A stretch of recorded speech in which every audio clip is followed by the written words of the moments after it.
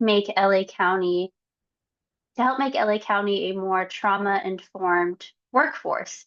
So we train all different kinds of populations, the community, not just mental people in the mental health field, but other fields that you wouldn't necessarily think of. And I also work part-time at California State University Northridge, otherwise known as CSUN, as a campus care advocate. And CSUN is very unique in that our advocates are actually master level clinicians, or we're master's level and we're clinicians. So we are able to provide direct therapy services to the clients that we're working with, alongside with advocacy and support. And because we're a small team, all of the advocates, we get to engage in prevention, outreach, and education. So I also go around campus to tabling events, delivering presentations on sexual assault prevention, dating violence prevention, and doing a lot of different outreach with our campus partners. So that's a little bit about myself and what I do, and I want to get into sharing these tools with you both, or with you all. So today I kind of switched up. I presented this on Tuesday, and today I wanted to start and try something a little different by starting off with the sexual hierarchy of needs. So this tool is based on Maslow's hierarchy of needs, where we are thinking about the bottom layer of the tool, the pyramid, is the foundation, right? And I had the idea for this in recognizing that we should be moving conversations beyond consent when we're talking about sexual health, when we're even thinking about how to prevent sexual assault and violence. That's not the only message that we want to be sending, right? We know that anything that any kind of sexual activity where consent doesn't exist is harmful, right? This means that we are harming someone, we are hurting someone, we are ignoring their right to their own body to make their choices for themselves. But students, young people, people everywhere also need tools for how do I then have great sex, right? I got the message that, of course, I don't want to harm anyone. Of course, we want to prevent harm, but what comes after that? What's next? How do we then build on this so we're not just leaving people with, hey, let's not hurt others, and we kind of just walk away and leave them with this information? How can we carry on this conversation? So that means that, of course, the base of our pyramid here is going to be consent, right? Anything without consent is harmful.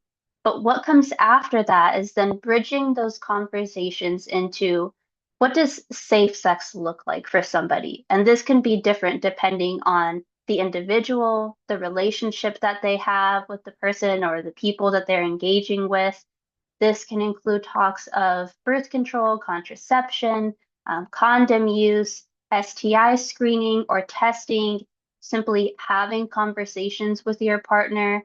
Um, so once we have this comfortability of this sex feels safe for us, this activity feels safe to engage in, both physically, mentally, we know that consent exists, then we can get to the tip of the pyramid where now we're talking about pleasure, right? We are then teaching people and giving them tools of how can they have sex that is pleasurable for them? How can they actually engage in like good and great sex?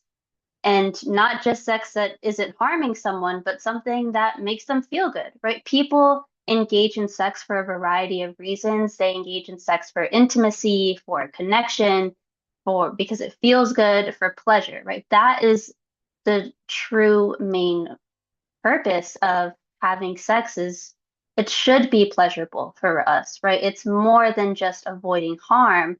So I really want to help folks see that consent is just this base layer of the foundation, right? There's more conversations to be had around sex. And I think that this tool can really help us in explaining that and helping folks see the bigger picture, right? But with that said, we also know that we can't just abandon talking about consent, defining what consent is, um, Oftentimes, we are legally required to talk about this, right? We're legally required to have these conversations, to teach this at our campuses. There's a lot of different policies and rules that we're also following to make sure that we're still sending this message and defining what consent is. And that's where the consent wheel comes in. I have it a bit bigger here, and I created the consent wheel in my role at UCLA when I was partnering with the Santa Monica Rape Treatment Center to revamp and to revamp their prevention curriculum for high schoolers. So I had this idea of we've seen a lot of different acronyms for consent. We've seen FRIES, we've seen many different ways and how consent is defined.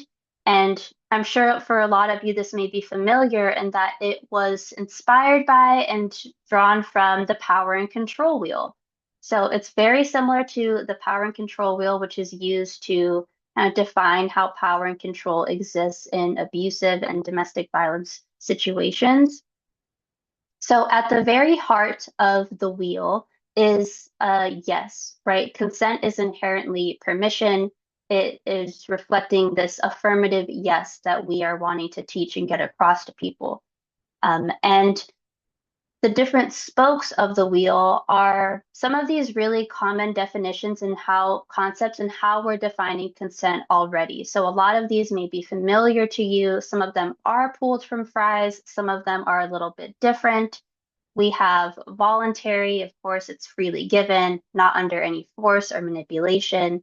It's revocable. Person can change their mind at any time in the process. It is informed, meaning they have all the facts, they're able to make an informed decision.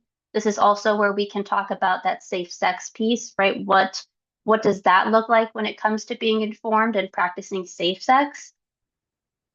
Equal power. So there is an equal relationship where one person isn't holding more power than the other, or if there is some kind of imbalance, we're making sure that both partners feel safe in either saying yes to something or saying no to something. And consent is specific, right? We're checking in every step of the way. Another term for this has been ongoing. I really like that specific highlights the fact that just because we're saying yes to one thing doesn't mean that we're saying yes to everything, right? It's specific in what we are agreeing to, what we're consenting to. And the last one up here is engaged. And I recently swapped this out after talking with a colleague of mine and moving away from the term enthusiastic to engaged because there are different reasons that someone may be engaging in sex and they're not necessarily enthusiastic about it, but it doesn't mean they're not consenting, right? It could be that maybe you're feeling a little under the weather, maybe you're a little bit tired, but you do still want to have sex. Maybe you're engaging in voluntary sex work and you might not be completely enthusiastic, but you are consenting to it. And I think this kind of conveys that nuance that can sometimes happen, right? But the key here is that someone is engaging because they want to. It's a mutual decision between folks. And the outer spokes of the wheel represent ongoing communication and respect between people engaging in sexual activity. This could be partners, multiple partners, people that are married, people that are hooking up or in dating relationships. Regardless of what that relationship looks like, this is key. We still need to be able to communicate our boundaries, our interests, things that we might want to try in the future, our desires, our fantasies. We need to be able to communicate this with our partner, right? We need to be able to say this or even say, hey, I'm feeling uncomfortable, or hey, this hurts. Let's stop. Right? Having that communication and having respect for the other person. We are respecting their right to say no. We're respecting their limits, their boundaries, their own bodily autonomy. That's key in conveying what this is really the heart of consent, right? Being able to communicate and respect each other. So I think these tools really go hand in hand, and that the consent wheel helps us to yes, we still need to be teaching affirmative consent, right? We can't abandon this concept. We need to be able to have a way to teach this. Whereas the pyramid can help us say, okay, this is what consent is. This is how it fits into the larger piece of the puzzle. But this is what comes next. Right now, we can talk about safe sex. Then we can talk about pleasure, communicating what you like and don't like. So in our last couple minutes here, I wanted to pose some reflection and feedback questions for y'all to either consider after this session, if you want to screenshot this and maybe jot it down later, or if you'd like to share in the chat. But consider what stood out to you about each tool.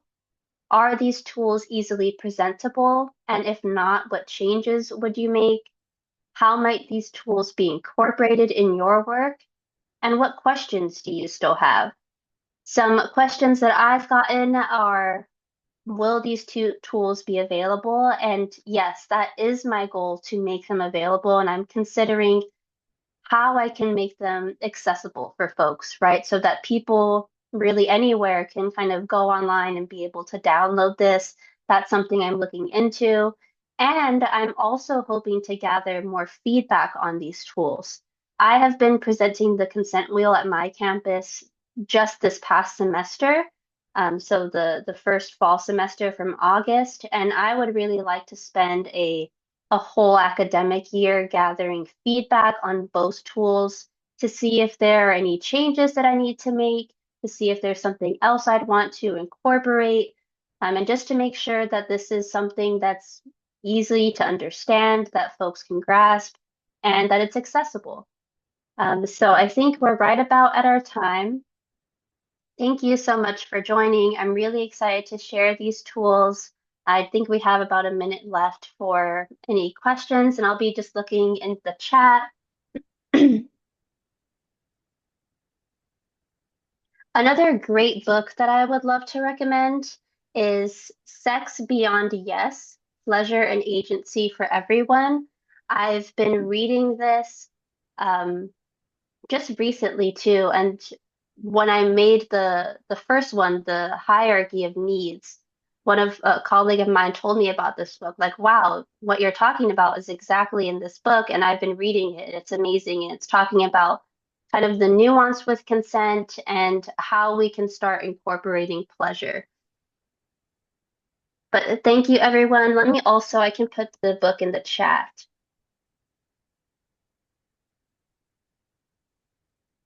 And Alyssa, would you be able to put your email in the chat just in case anybody wanted to reach out to you? Would you be comfortable with that?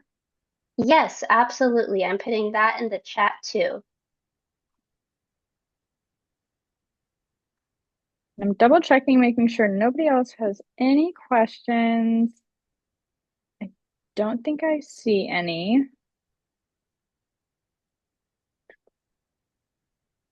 Yeah, but thank you everybody for joining us today, and I hope you have a great rest of your day and the rest of the sessions.